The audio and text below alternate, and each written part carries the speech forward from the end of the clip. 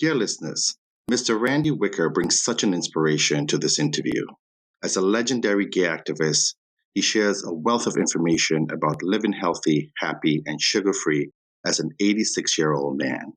My name's Randy Wicker, spelled Randolph, Randolfe, but everyone knows me as Randy. I'm 86 years old, born in 1938. I am very fortunate that I have no health problems, except I had one minor hernia, which was taken care of before it became anything. My doctor says I'm the healthiest patient my age she's ever seen. Wow, that's terrific. Right. But I have, I tend to be surrounded by people that have medical problems. I've had most of my friends died of HIV. Matter of fact, almost all my friends, 9 out of 10 important people in my life died from HIV. Wow. As you get older, it's important to make new friends. I've been Uh-huh. very fortunate in that. I've been able to replace people, and that's not easy to do as you get older. I've had advantages because I'm sort of a famous person because I joined the movement in 1958. So I'm the Wow. oldest living gay activist. I was a member of Mattachine. I was the first person to be on radio, the first person to take in live television calls, the first Wow. publicly demonstrate for gay rights outside the Army Induction Center here in New York. And I was one of those that was a witness for the three that demanded service at Julius's, which is now a historic landmark because people call it a sip-in, which is really minimizing it. What we were really doing was the same thing that blacks were doing sitting in at Woolworth's lunch counters. We were demanding access to public accommodations. Now, I've had occasion, I was in an over 40 group, and one of the people there was named John Teal. Uh-huh. He wrote the first history book on gay liberation, I think published it around 1972. Not very readable, but very accurate insofar as facts go. Okay. And he got sick, and he went to the hospital, ended up in the village nursing home. He hated it there. They had him in a room with two other people, one of whom I think had ball games playing loud all the time. The Uh-huh. other fellow was a Spanish guy who had endless visitors. And when he looked around, he saw people sitting in wheelchairs, with their head over to one side. And he said, I don't want to be one of those people. Yes. And he had insurance that was supposed to give him his help at home. And what it came down to is the doctor said, oh, you're too ill to go home, blah, blah, blah. And I said, look, you can get up and walk out of here, right? And he could still. I said, Okay. if you want to, we'll go down, we'll get in a cab together. I'll take you home and we'll set up your health care providers and all. So he signed out against medical advice. And once you sign out against medical advice, it cuts off all kinds of access to home care attendants and everything else. Really? Yes. And so what it really ended up being is the insurance company took forever to send over somebody. And when she came over, she said the place smelled of urine, which wasn't true. It was dusty, but it didn't smell of urine. It was very filthy. So the insurance company said they couldn't get anybody to go over. And so it ended up being my job, because it was a self-induced job, to let him have a shower once a week. Wow. We'd go and have to hold him up in the shower, naked so he could wash. And he lived on, what's it, Nutrical, whatever that liquid is that they give you, because he had throat cancer. He was very skinny to begin with. So we enabled him to live at home for about a year or two until he finally got so bad. Like, I went to take him to see a doctor for a checkup, and the doctor said, this person shouldn't be at home. He should be in a hospital. And I said, I know. I said that, but he didn't want to be in the hospital, the nursing home. That's where we got up and walked out against doctor's advice. It was a doctor who had a practice in the Bronx. Very interesting. His address was somewhere on West 48th Street. It was about a fourth story building. He was on the top floor. And most of his patients were poor people, African Americans, and whatever. He was obviously one of those rare doctors, and there are a few, like Dr. Sonnabend was one, who became a doctor to treat patients, not to make money. And so, but anyway, I still had to go through all that. Ultimately, in the end, one thing I'd like to say about that also is that I was out at the Salvation Army and I saw this wheelchair. And I thought, oh, well, I'll buy the wheelchair. I have a pickup truck with a camper cab. I'll throw the wheelchair on the back of my camper. That way I'll be able to go up and take Don Teal out around the neighborhood. Okay. And he said, oh, I don't need a wheelchair. I can walk. And he got out and walked up and down the hallway about 50 feet in each direction. And he did not, which I thought was such a shame. He did not want to be seen in a wheelchair in the Upper West Side of Manhattan. No one even knew him up there. You know what I mean? Yes, yeah. The sad story is that one day he wanted to go down to the river. So we went downstairs. He walked, I'm not lying, about 150 feet from his building, turned around and came back. And so Don Teal lived for the next 2 years and never got down to the river because I said, let me push you in the wheelchair. You can sit on the bench. You want to walk, get up and walk to the next bench. And I think that's such a shame because I've encountered that a great deal among older people. I have a friend downstairs who's a woman doesn't want to be seen in a wheelchair. As a matter of fact, I was the one of the activists at the Grand Marshal, Activist Marshal of Pride last year. Okay. One of the people I had go with me was, well, actually, she is my African-American daughter, but she adopted me. I met her years ago, and she started calling me Daddy. And anyway, I had her, one of my friends, push her in a wheelchair carrying a sign that said, "Stop wheelchair shame." Because I think it's such a shame that people with their crazy ideas that somehow it's embarrassing or degrading. I have a wheelchair that was a special wheelchair made out of a folding chair by a friend of mine who's now deceased for his 90-year-old mother with Alzheimer's. And it's light enough that I can take my friend. He can run up the stairs in the subway with a chair on his head. So for me, the use of the wheelchair is optional. But there are times I take it, like I can't do the Pride March anymore. So what I do is I have, for the last several years, I've been going with the Russian-speaking Ukrainians because I think it's very important to reach out to international community. And I would ride in the wheelchair. They would push me. And when I saw something interesting on the sideline, I'd get up and take pictures or whatever. And the funny thing was, by the time we reached Christopher Street, the dancers and the people marching with the group that were skipping all down the avenue could barely move. And I would get out of the wheelchair and I could go down the last 2 or 3 blocks high-fiving it with people hanging over the benches. So I really think it's important for people to realize that they should not be ashamed of their disability. They're hurting themselves by refusing to go out and be seen in a wheelchair. That's actually a great point. And I wonder why. Why do you think people are ashamed of it?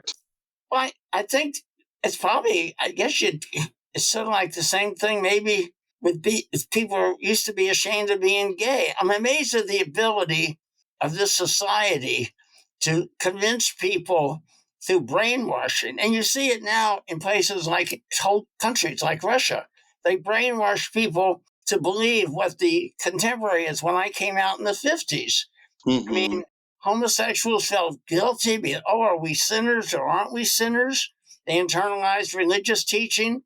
Are we sick? The most gay movement, the reason I was such an activist and went on TV and radio, the more conservative activists wanted to get the approval of the psychiatrists before they went out and took activism seriously. And if you read Eric Servini's book on the deviant, he talks about how they were writing from the West Coast to all these radio TV stations saying, you shouldn't put him, Randolph Wicker, on the air, broadcast him. He's no authority. And my position was that homosexuals are the authority on their own lives. And I think that was borne out. And it's really been quite an adventure. And now I maintain my health because I used to, for 20 years, I drank pretty heavily when my lovers were dying of AIDS. Yes. I realized I found the way to stop drinking was if I felt like drinking, because I was in the habit of having 6 ounces a night, I said, if I don't drink tonight, I'll go to bed a little earlier and I'll feel better tomorrow. That works enabled me to totally quit drinking. And then I realized that all alcohol is poison. And at a certain point, when your friends are coming down with diabetes and heart trouble and dying of this and that, I really have always been a health fanatic. I avoid all salt, sugar, and too much sugar, salt, fat, and sugar. And I always had a little bit of a weight problem. I was fat as a kid. At the age of 16, I weighed up 217 pounds and had a 42-inch waistline, which I got down to 170 by the time I went off to college a couple of years later. And then I kept it down to 150 to 160 all through my 20s and up into my 30s. So I know how important that I see how important health is. So I tell people we live in a society where all these people are eating themselves to death. They are so taken. We have companies that have designed foods like Oreo cookies, which is the least nutritious of all foods in the world. They did a study. What would be the worst food in the world? Oreo cookies. It's just like potato chips. You just can't have one. Or, these peanut butter cups, and yet we live in Big Macs, everything, French fried potatoes. I mean, the difference between a baked potato and a French fried potato is enormous.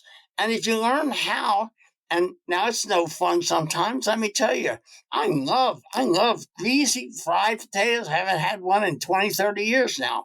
Right. So Wow. I realized that I didn't want to get fat. I didn't want to have diabetes. And because I eat to live. And by that, I mean, instead of I don't live to eat, I eat to live. So I have lots of vegetables, lots of fruits. I do everything that I should, except I'm probably not as gung-ho on exercise as I should be.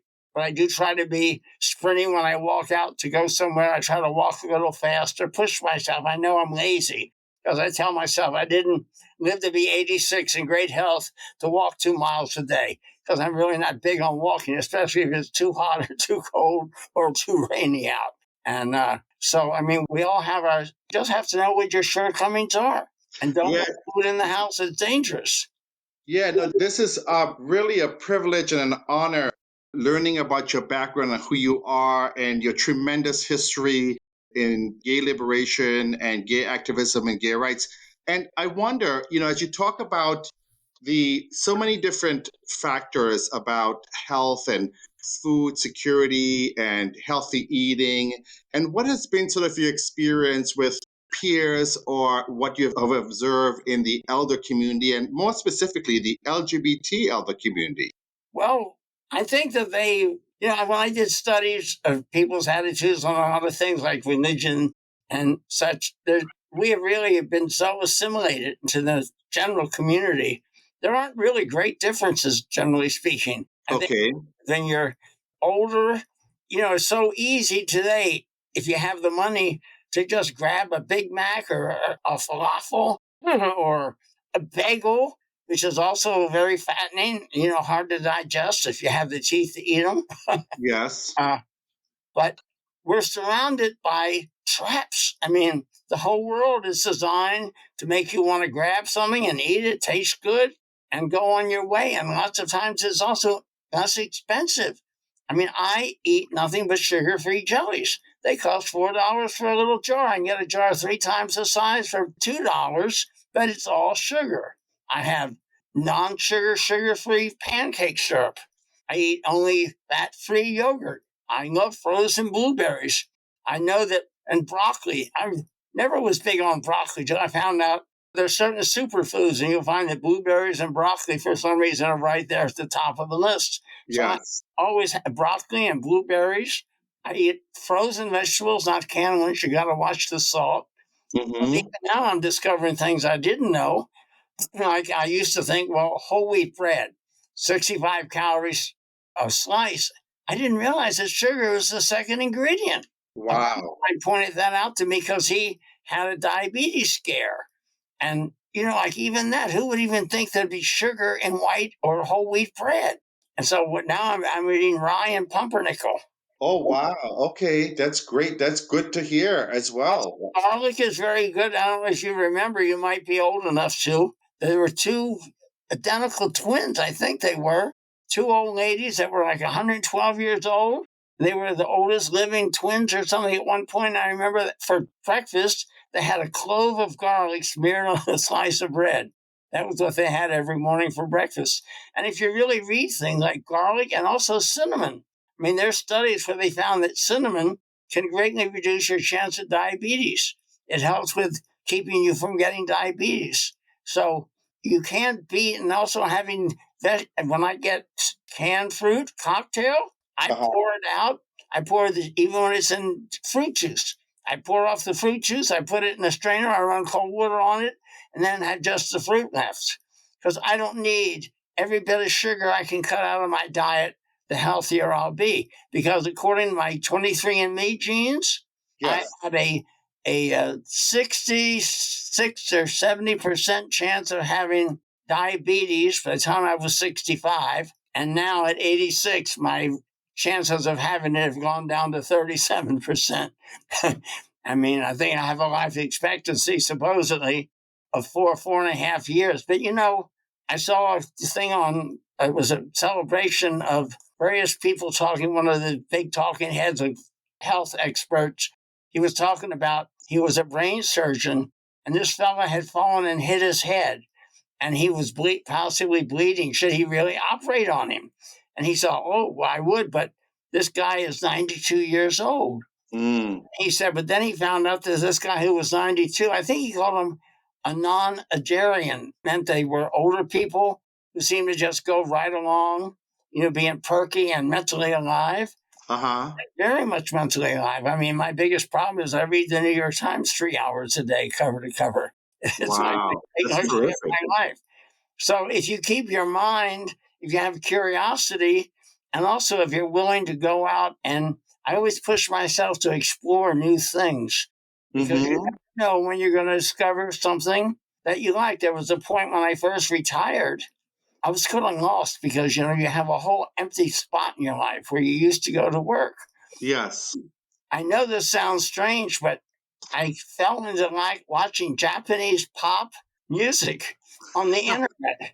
So I literally found refuge 4 or 5 years on the other side of the world. I became totally wrapped up, and I love the way the boys dressed. They were so colorful, and I also thought they were very cute because I tend to like slim, because I was fat as a kid. I sort of made a fetishism of people who are slender. And but that saved me. That really saved me. I mean, I said, how did I end up on the other side of the world? And, I could never find anybody that shared that taste, but it was good for me. And I know other people have. I always tell young people, you're not going to meet the love of your life in a bar. You're going to, where you're going to meet the people that fill up your life? In the Democratic Club or the Republican Club, whatever your politics are. If you're a writer in a writer's club, or writing for a newspaper, or working as a volunteer at a radio station, or volunteering for activism when it comes to the environment or civil rights of any sorts. I consider myself to be a multifaceted activist. They pegged me as a gay activist because somehow my early work on that has risen. But I sat in for Woolworths for integrate lunch counters in Austin, Texas in 1958, the same year I joined Medicine Society. And I was there the first march against the war in Vietnam. I left the gay movement literally kind of around 1963 because a girlfriend got pregnant. We couldn't get an abortionist, and he induced a miscarriage by giving her a lot of quinine pills, and he met the parents of the woman he had been living with for 2 years over the bed in Bellevue Hospital, where she nearly died, miscarrying the pregnancy he had induced. And, we have that same stupidity today regarding my friend who lives with me. I have a life partner now. He happens to be, I've known him for 30 years. We get along fantastically well, never have a fight. He loves to cook and clean. And an address I gave to graduating students at NYU. Let me be the first to tell you that a straight man can make a great housewife. I mean, he happens to be heterosexual, but it's really hard to find people you can live with. That's one of the great secrets in life, is finding somebody else that can put up with you and not have endless conflicts and whatever. Wow. So I wanted to ask you. So you have your life partner. So what is that like for as a couple for you to access healthcare or maybe legal issues, because they overlap, right? The legal issues, healthcare, finance, the ability to afford co-payments and screenings and things of that nature. Well, I tell you what the real thing is, that I've known him for 30 years. He was on methadone when I met him. Then he got involved in a program called Hogar Crea, where he went out and sold flan. And he was with them for 8 years. It's supposed to be a 2-year program because he was their champion flan salesman. So he was completely clean for 8.5 years, but that was in a structured environment. And then maybe 4 or 5 years ago, he left. He moved in with me. He was staying here more or less off and on since for the last 15 years, but he'd be here for 3 days on the weekend. I won't go into details about the sexual involvement. There was some, but the main thing was that we got along well. And he unfortunately relapsed, got involved with Xanax, not heavy relapse. He's never, but when I asked him about something like that, and he said yes, he was, in other words, he always answers my questions. And he's gotten back on methadone.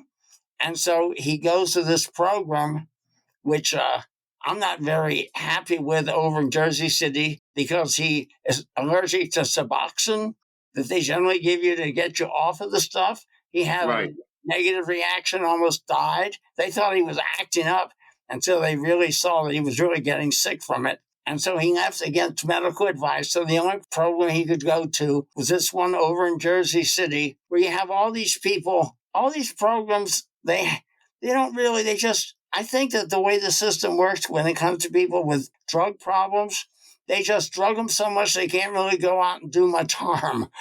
I mean, they don't really give you care or help. And he's doing all right. He's now been on methadone again. He says he doesn't like being on methadone.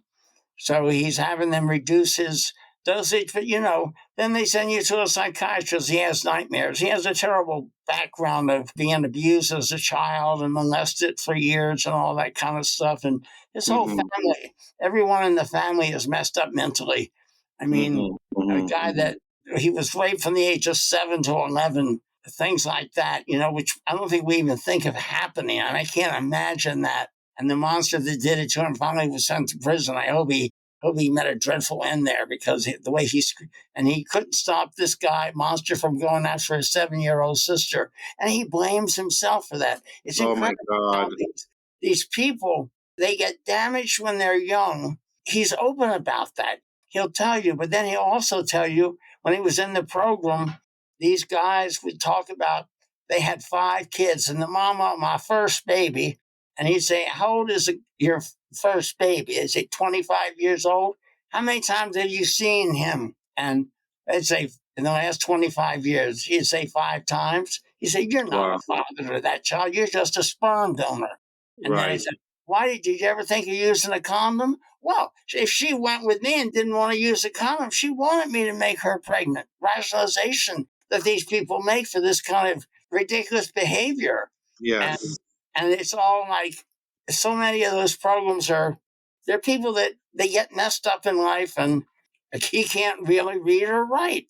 And yet when he was forced to read and write by their foster father, who was very strict with him, and really he made straight A's in school, but he got to the point where he hated the experience of reading and writing. But he will ask, what is the meaning of a word? And the main thing I think that I share with him, and I think is very important when it comes to picking someone you can live with, I've become more and more convinced that sharing a sense of humor, he makes me laugh, and I make him laugh. And having someone, I found that very common. I was reading about a friend of mine who I went in college, and we traveled together in 5 continents over 40 years. He said that I was impossible. He was very devout Catholic, and I'm not really a believer, and that upset him. But he said the thing that he felt like as he got older, that even though it's been 20 years since we've had a sexual relationship, he considered me to be a brother because we seem to share a sense of humor. And, Yeah, I wow. find that is so common. I'm actually now, share myself up, I sort of sometimes put on YouTube videos, and I find I love dry bar comedy. And now I'm almost testing some people. I'll send them a link to a comedian that I think is very funny. And it's very interesting because taste in comedy are really very different. I mean, it's amazing. I think there's a whole value system tied up in what we laugh at. And the boy who ended up being my adopted son, who moved in with me, became his foster father. He died in at the age of 33. But I met him when he was only 18 or 19. And Uh-huh. he made me laugh. That was the thing that was so fantastic about him. And the same thing with Marsha P. Johnson, who lived Yes. with me for over a decade. She was just hilarious. I mean, people that you can live with and laugh with. I think laughter is the one thing that brings a whole human. And just because, let's face it, today, I am Mm-hmm. so glad that I'm 86 years old and I'm going to get out of here. I can understand why today's people, they all say it's smartphones and all this emptiness, but we have a world that's overpopulated.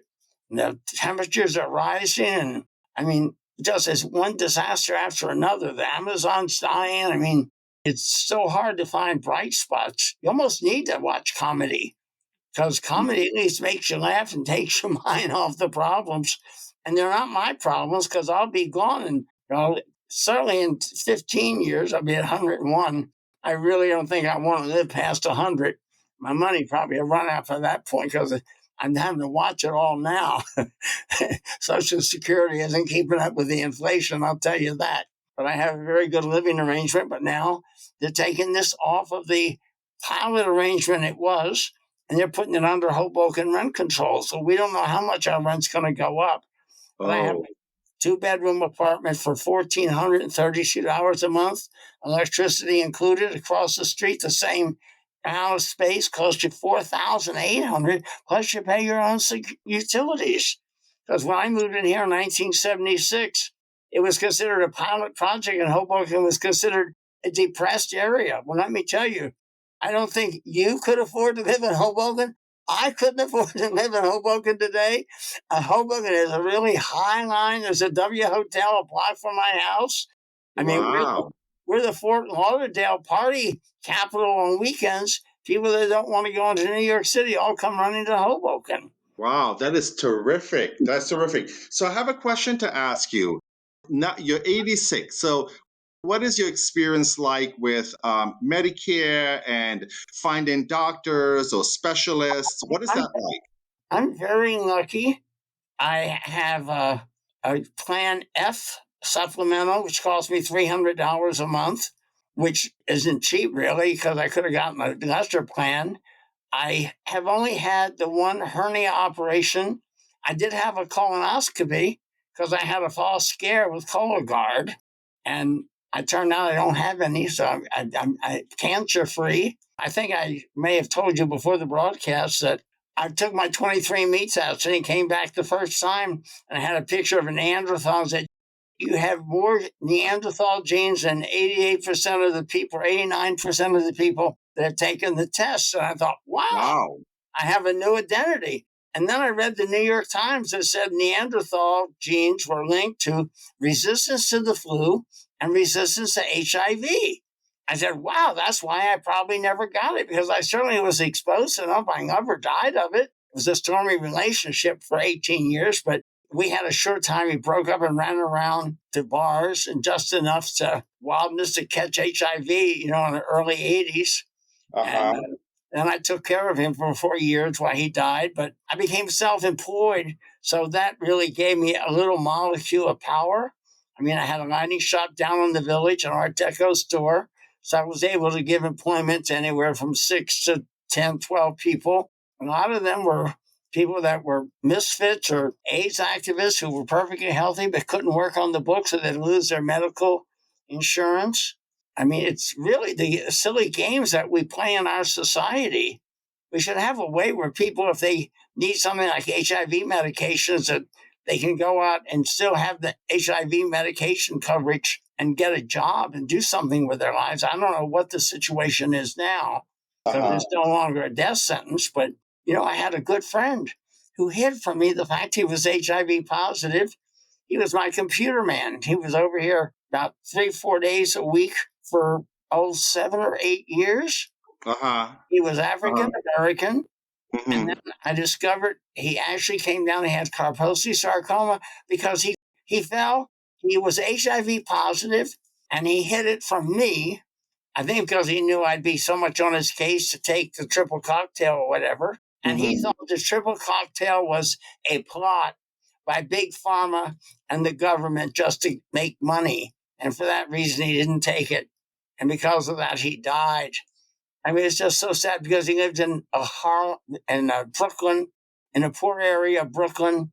I went out and I gave the family $1,000 so they could have a viewing and a funeral and all. But he'd tell me that he'd gone to Hedrick Martin Institute because they said that then he claimed that people could tell just by him walking down the street he was gay.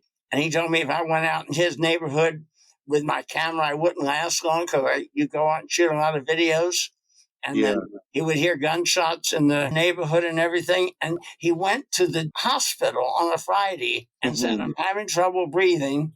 And they said, well, come back on Monday and see your doctor. He went home. He went back on Sunday night and said, I just can't breathe. So they took him in and he died at 4:00 in the morning. And he died because he was poor and he was black and he was manager of a hairdressing salon. He was a gay guy who really didn't like the company of men, of all things. I would take him to a Radical Fairy event, and he said, there are going to be nothing sexual going on, but he'd be at a luncheon, 150 guys in a house in the suburb of Philadelphia. And he said, you don't know, he liked this being in the company of women, and he was very good at hairdressing.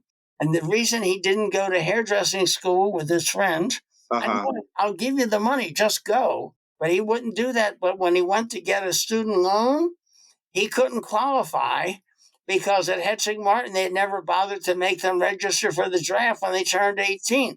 I didn't know you still had to register for the draft when you turn 18. Yes. I think that's something which maybe you should be, I don't know if you deal with that in public health. You were talking to me, you worked in that area. A lot of people don't realize that.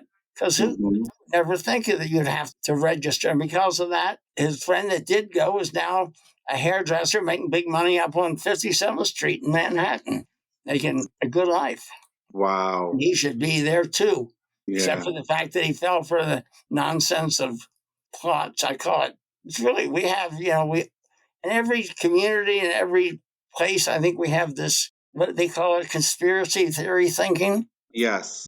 There's a case which I don't think we often think of the black poor community being prone to conspiracy theory thinking. It's usually more something we think of in rural white areas. But there's a case in point where you have a poor person who's a victim of conspiracy thinking right here in urban Brooklyn.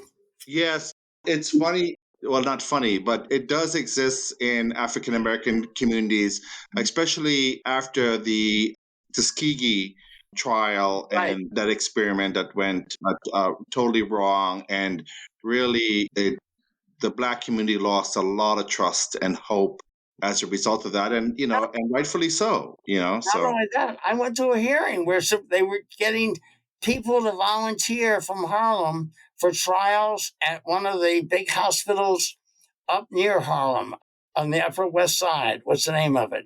Because they were actually having a hearing, and what it was are the people, they were kids that were on welfare. They were living in housing projects. They were poor people that somehow they felt like they had to or they should volunteer for these drug trials. And there was a guy who was having a hearing on it because I covered it once back in the late 90s or late 90s. Was it with John Hopkins University? No, it was right here in New York. And it was a black congressman who was having the hearing. And essentially his whole grist was that they were using these black poor people to drag into their drug trials and use them as subjects in their drug trials, simply because they were a vulnerable, easy picking population to use. Yes, and that's why we have the Institutional Review Board to sort of protect special populations, vulnerable communities, racial, ethnic minorities, LGBTQ veterans. I just wish they'd do something about the diabetes epidemic, especially, in the Black community. I have Marsha P. Johnson's family, one of her nephews.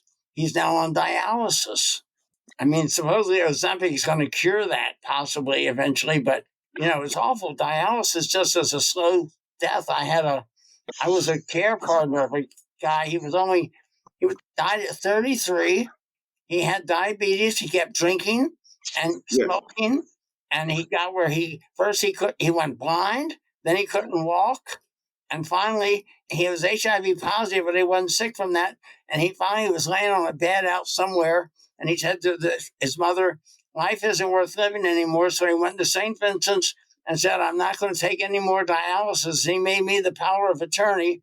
And the doctors came in and said, "This doesn't have to happen." I said, "Look, he's made a decision. I'm here to support him in that decision." They did at one point saying, "Look, can we give him a morphine drip because it'll make his dying more easy?" And they did that. But, I really think sometimes our medical system also has a way of torturing you on the way out because the doctor just can't accept the fact. I said, what is he supposed to do? Live there, unable to walk, no friends, blind, waiting for the HIV to kick in? That doesn't sound very inviting to me. Yeah. So, what has been your experience with folks who are elders, LGBTQ plus, who are HIV lifers, and what can you say about their experience with healthcare, or even the legal issue about identifying someone as a caregiver or guardian or a healthcare proxy? Well, I think that we don't even think in terms of naming healthcare proxies. I mean, I have, but I think it's something that it's just like writing a will. It's amazing. I didn't get around writing a will till I got one of those Susie Orman kits and wrote one, and then I finally had one done up a little bit, redid it recently. But we never make those arrangements because we live in denial. We don't want to think about those things. As a matter of fact, I have a 30 wishes form. They ask you all these questions. You want to have music on when you're dying? Do you want to hear music? It was one for $5 at 25 for $25, and I got 25. And I've given away about 20, but I still haven't filled out one for myself because it's just not something. It's the kind of thing that you really just don't want to get down to that nitty gritty, right? Yeah. Is that the healthcare proxy? That's part of it. It's called 30 Wishes. It goes along with being a healthcare proxy. Got it. You have given it away, but you haven't done it yourself. I haven't filled out that form. It's sort of like the details of what you want, Yes. Although I do tell actually, I'm sort of a strange one because I can tell you right now, don't get upset, but I will commit suicide, just not anytime soon. Because I'll tell you, if they tell me I have bone cancer and I'm facing years of horrible pain and suffering, I very much believe that I have the right to check myself out. I'm a supporter of the Hemlock Society. I have books of the final exit that I give to sick friends so they know how to do things properly should they decide to take power into their own hands and not become medical profession is not going to turn me into an ATM machine and suck out every last dollar I have and every drop of my blood in the last 6 months of my act. You read the stories that something like 60% of all your medical expenses of the last year you're alive. I think I could skip that last year. I'd rather leave the money to my friends and for causes that can use it. I don't need to use it to torture me to give me another round of chemo when they know that it's just going to slow down the progression. Or like my mother who had Alzheimer's, she lived to be 90. So thank God she had a trust fund, but they had to diaper her and spoon feed her. I don't have the Alzheimer's genes, thank God. I mean, how I missed that bullet, I'll never know. So were you able to establish a trust fund for yourself? Well, I have a will, and yes, I don't have the The estate fund is the last thing I have to set up. But I have a will with an executor, what's it goes to, what's to be done with my money, how it's to be divided, and all that. And my archives are being the first major archives given to the Lesbian and Gay Community Center on 13th Street. It's the Randy Wicker and Marsha P. Johnson archives, because Marsha lived with me, and I have the biggest collection of photos and with Christmas letters that I wrote about her. Thank God that's one thing I did. People not Christmas letters, but I used to sit down and write a Christmas letter once a year. Some of them were short, but some of them were 10 or 15 pages. And it would just sort of tell you what had happened in the last year of my life. They became very popular. People collected them. And now I knew I'd never get around to writing a book. Too much work for too little money, because there's no money in writing books. 50,000 are published every week or something. Yes. Yeah, no, this is terrific. So tell me about Marsha B. Johnson. I was able to look a little bit of, I saw snippets of their documentary. Yeah. You should please watch Pay It No Mind, The Life and Times of Marsha B. Johnson on YouTube. I started looking at it because you recommended that I see it. So I saw about 10 minutes into it. But it's not anything like the David France thing that everyone has seen on Netflix called The Death and Life of Marsha B. Johnson, which is more of a murder, or who killed her, or how she could have been killed.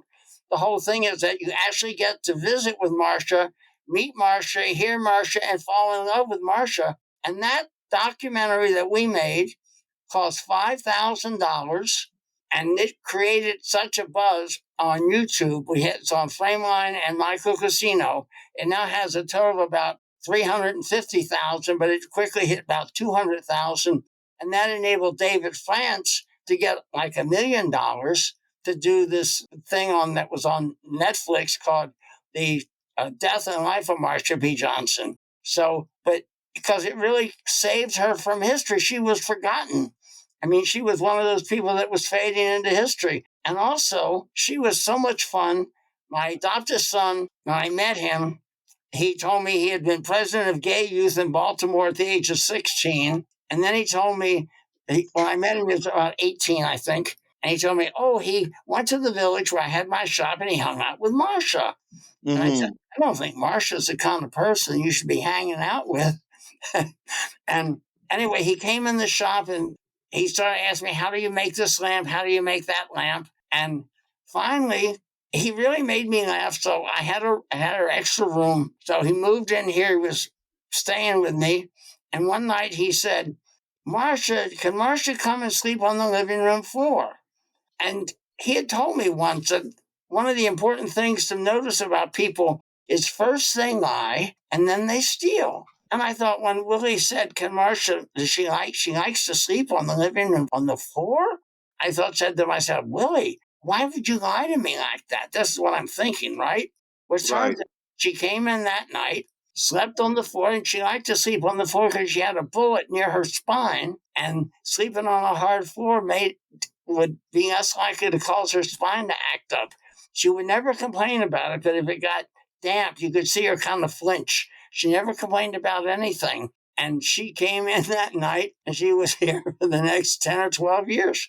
And it was just, I had a business going in the village, and I would go to work at 11:30 in the morning. Marsha would probably sleep in my bed most of the day with the dog. She'd come home early, walk the dog, and then she would they would sleep. And then the time I came home and got ready to go to bed, they'd be going out. I once said to them, I said, why do you wait so late to go out? Because they were going to the Anvil. And Willie said, well, if you go out and you don't get there to 3:30 or so, by 3:30 in the morning, all the drunks are gone. Only the druggies are left. And you had all this nonsense going on in those days, like the back room downstairs, they had sex. And I think one reason I survived is I was never into that type of activity. I mean, I was right there on Hudson Street, 2 blocks from the trucks. I thought the idea of going down and clawing the back of a truck and having anonymous physical contact with people, just no way did it turn me on, get me. I had no interest in it. Mm-hmm. I always was a person I want to see the person I'm having sex with, which I don't think is very much to demand. And it really was the greatest thing in my life. She made me laugh. There were times I remember once I was sitting here very depressed because friends hadn't invited me for Thanksgiving dinner. And she came over and said, what was it? Jesus loves me. How do I know? Because the Bible tells me so. And I just suddenly went from being in the pits of depression to laughing and saying, Marsha, where did you learn that? She said, in church, of course. She had 3 funerals. One was out in Elizabeth, New Jersey, where the minister was sort of a Bible banging, taking the hard, long road home. And then we had one in the village, which had 300, 400 people at the Presbyterian Church right opposite the community center there, marched down to the river and threw ashes in. Then we had a final funeral here in Hoboken, where we threw the rest of the ashes in the river. And now they're proposing a statue, $250,000, 8-foot tall statue of Marsha to put outside the park in front of my house here where I live in Marine View Plaza number 1 in Hoboken. And it's been proposed by the committee. They have the funding for it because in Hoboken, what they did is they made a 1% tax on all real estate sales, and that money goes specifically for cultural projects. Oh, wow. So that's one of the 3 projects. They have a mural for down at City Hall. They have the Marsha statue, and they have another project over by the river, some sort of a metal thing, that sort of a metal vine shaped sculpture, which is supposed to be by the river, which there was some talk about the Catholic Mothers of America not liking the idea of a statue of Marsha in the park, but no one spoke up against it. And I pulled out a Time magazine. They had a 2019 Time magazine of the 100 most important women of the last century. And there were 5 of them that had full page covers. And one was Ruth Bader Ginsburg, Claire, anyway, the senator from Maine, Marsha B. Johnson, Beyonce, and anyway, the whole thing is that she had a whole cover herself. And wow. Picture, if you ever see the New York Times Sunday magazine, you'll see overlooked her picture, one of her pictures in my store, because she wore flowers in her hair. Everyone loved Marsha because she was pretty and she was always polite and everyone liked her. But the person that really formed the trans movement was Sylvia Rivera. But Sylvia was one of those screamers, angry in your face, and people, they might respect her.